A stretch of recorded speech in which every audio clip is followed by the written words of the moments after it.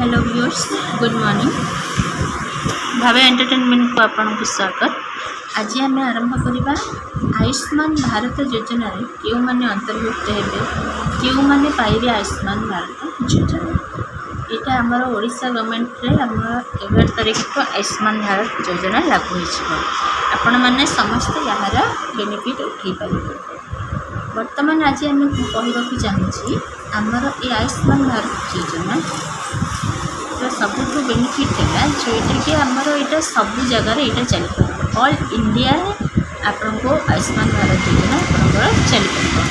देखो विजु स्वास्थ्य कल्याण कार्ड रे आपणकर थिला आपण केवल ओडिशा रे बेनिफिट पाई पाइबे, कि आयुष्मान योजना पीएमजेवाई बेनिफिट सेटा आपण ऑल इंडिया रे जो जगार थिले भी केवल वेस्ट बेंगल को छाड़देले आपण सब जगार तार बेनिफिट पाई पाइबे।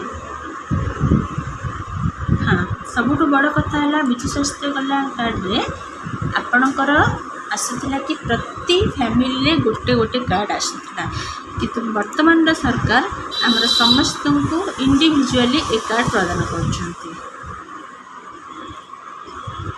आपण मैंने ए कार्ड 11 तारिख रु ए कार्ड आमर मुख्यमंत्री स्वास्थ्य मंत्री मुकेश महालिंग यहाँ शुभारंभ करेंगे। आपण यार ता पूर्व आपण समस्ते आभा कार्ड कर दिंतु, कारण आभा कार्डटा आपणकर रोचे प्रेस्क्रिप्शन रिपोर्ट जीव। आभा कार्ड कौ साइट पे करेंगे मुझे लिंक ए वीडियो रे देदेवी।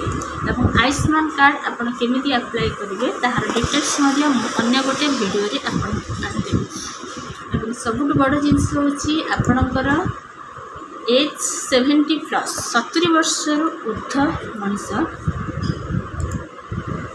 से मैंने जहाँ भी होता जमती से मैंने इनकम टैक्स पेयर होता कि से मैंने गवर्नमेंट जॉब करता किंतु से मैंने एते लाभ पाई पारे, जोटा कि आमर विगत सरकार विजु स्वास्थ्य कल्याण कार्ड यहाँ नाला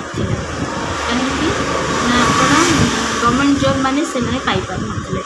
वर्तमान सरकार गोटे बहुत सुंदर कथा कर 70 वर्ष प्लस आप इनकम टैक्स पेयर होता कि संभ्रांत श्रेणी लोक होता कि आप ये फैसिलिटी आप पाइपर।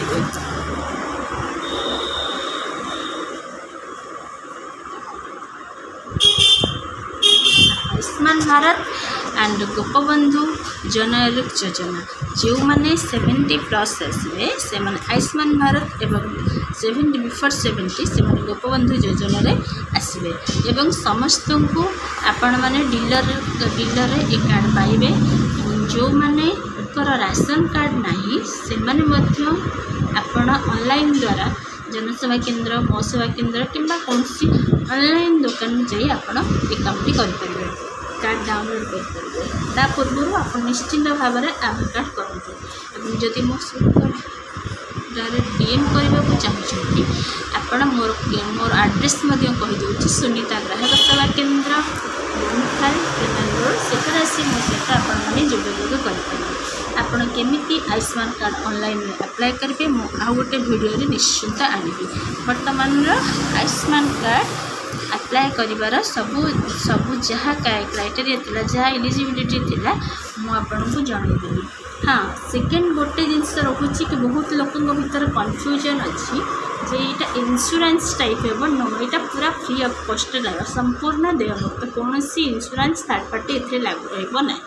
जमीती आपण विजु स्वास्थ्य कल्याण कार्ड पाते सेमती आप कार्ड पाइबे। धन्यवाद।